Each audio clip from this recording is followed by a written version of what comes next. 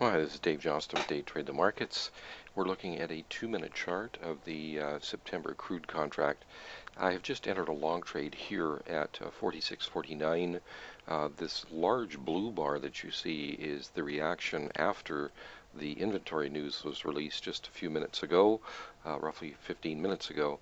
So I'm expecting it to, okay, we're getting that rally right now, so it's looking good. I am going to go ahead, we're just long two contracts here. I'm going to go ahead and put my first objective in right up here at 69. So I'll sell limit 1 at 69 right here. I really the 70 area is kind of the first target now that we have made new highs compared to yesterday's high, which is right here at 61. Okay, we just got filled on that. So 20 on the first, and we've got one left. So I'm going to go ahead and put a stop just slightly above. Let's see. Okay, we're long from 49, just a few ticks below the earlier high on the reaction when the market rallied here, came back a bit and made this high here. And so this high right here is at 57. So I've now got my stop at 52. It's 5 ticks below that high, and it's what 3 ticks above our entry. So just going to leave it like that for the moment. See what we can get out of this trade. Hopefully it can actually continue to move up. Although, as I said a moment ago, the next level of likely resistance is in that 70 area, and we've hit it. Might back off and get stopped on this other one, but I'm going to leave it like this. We've got our stop in place, a trailing stop, and we'll just see what we can get from there. So I'll just go ahead and pause the recording and pick it up as the market dictates.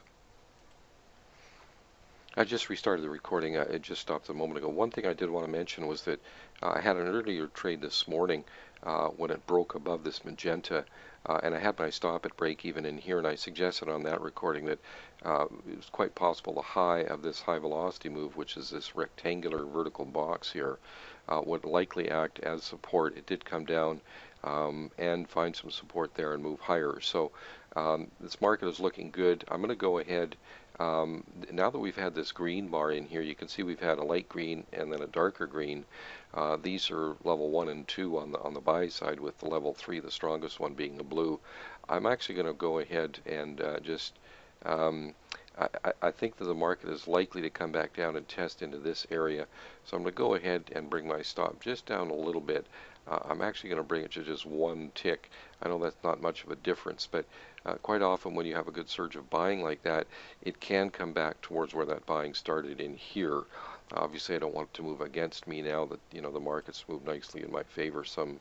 I guess about 25, 26 ticks. So obviously, I don't want to make have a losing trade on the second half of this position. But just adjusted that slightly, and just kind of wanted to bring you up to date on the follow-up too from the earlier trade that I had recorded. So anyway, we'll go ahead and put this on pause, try and keep the recording as short as possible, and we'll pick it up as the market dictates. Okay, just restarted the recording here for a second.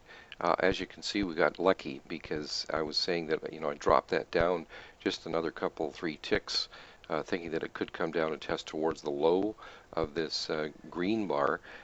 Was still likely to use the high of this high velocity move as support, just as the high of this high velocity move acted as support.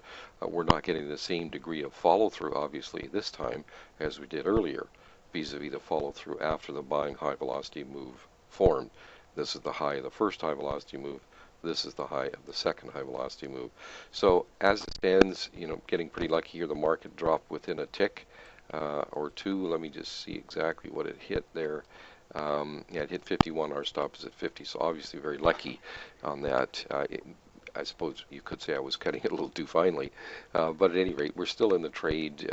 We only entered 2 contracts on this particular trade, so but we're still looking good.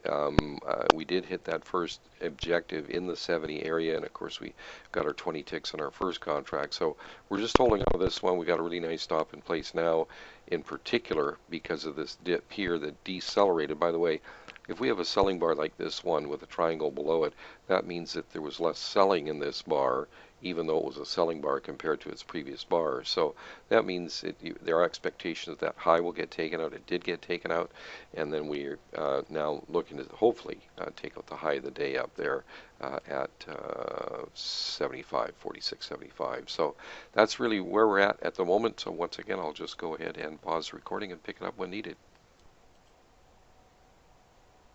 Okay, just restarted the recording. It has continued to have a difficult time getting much above the 70 area that we were talking about much earlier. Likely resistance in this area. It did get up to 70, I believe it was 78, 79.